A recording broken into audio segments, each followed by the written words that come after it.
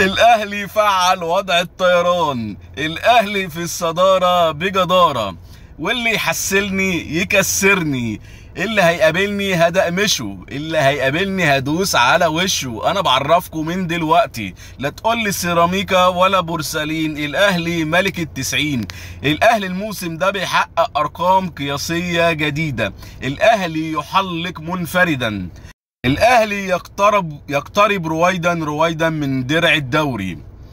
ابو علي وسام على صدر كل اهلاوي، ابو علي مهاجم من طراز فريد، القيصر الجديد للكرة المصرية وللنادي الاهلي على وجه الخصوص، مهاجم من طراز اوروبي، مهاجم زي ما بيقول الكتاب، بدماغه شغال، بيمينه شغال، بشماله شغال، اسيستات شغال. قول لي يا وسام، جبت الحلاوه والطعامه دي كلها منين يا وسام؟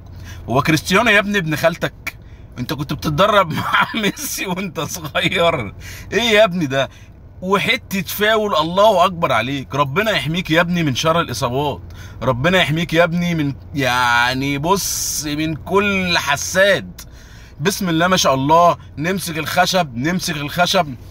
مهاجم جاي في نص موسم بيحقق ارقام مفيش مهاجم قبله حققها.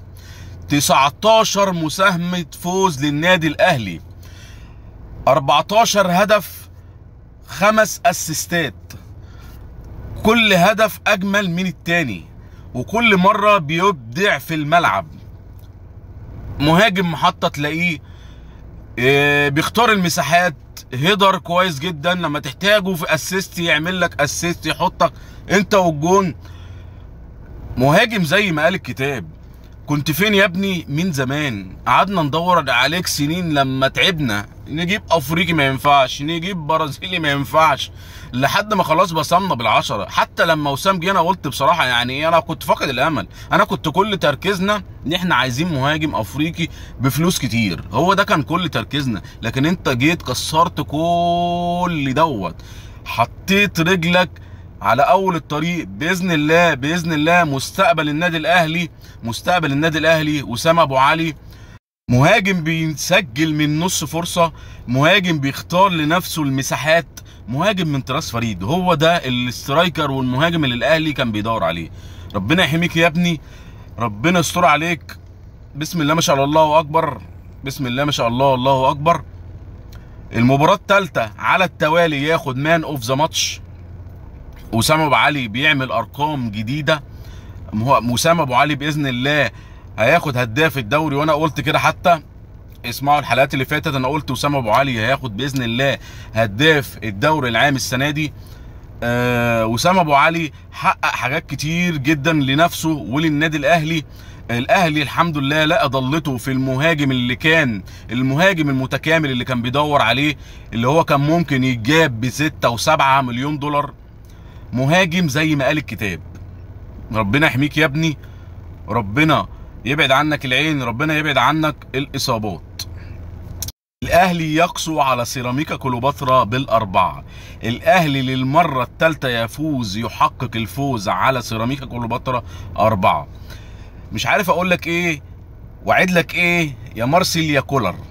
النهارده اتساويت مع الاسطوره مانويل جوزيه، رقم جديد لمارسيل كولر بيتساوي فيه مع الاسطوره مانويل جوزيه، 17 فوز متتالي. وبتمنى من ربنا، وبتمنى الماتش الجاي باذن الله الاهلي يحقق الفوز اللي على البنك الاهلي، ويبقى 18 فوز متتالي، وتكسر الرقم اللي حققه الاسطوره مانويل جوزيه. كولر مدرب كويس جدا، كولر بيعرف ازاي يتعامل مع اللعيبه، عارف ازاي امتى ينزل ده، عارف ازاي امتى يحط ده يلعب وينج، عارف ازاي يحط ده يلعب مهاجم، عارف اللي بيختار الوقت اللي بينزل فيه التغييرات. رغم ان انا برضو عليا ليه تحفظ على الوقت نفسه اللي انت بتنزل بعد الدقيقه 70، وده برضو بيبقى مش، انا شايف من وجهه نظري اللي انت بتتاخر شويه. بس برضو انت مدرب كبير، ليك وجهة نظرك واحنا لينا برضو وجهة نظرنا.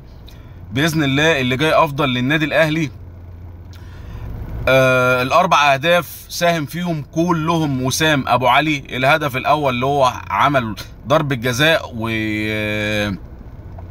واستدرك سعد سمير لضربة الجزاء، دخل حطها. وفي تكايه برضو كده يا جماعه عايز اقولها، اللي حصلت دي سبب فوز النادي الاهلي امبارح.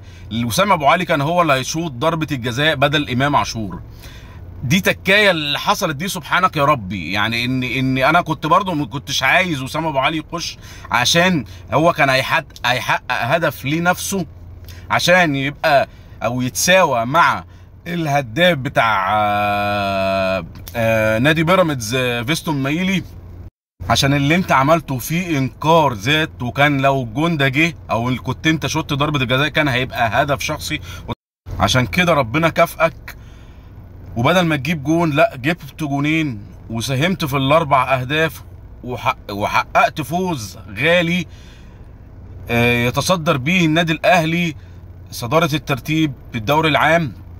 فكل ده يعني من سبب رئيسي لفوز النادي الاهلي امبارح. حققت حاجات كتير. في نقطة برضه عايز اتكلم فيها، اللي حصل من المساعد بتاع سيراميكا كليوباترا، حاجة ملهاش اي 30 لازمة. ضربة جزاء محمد معروف ما غيرش قراره.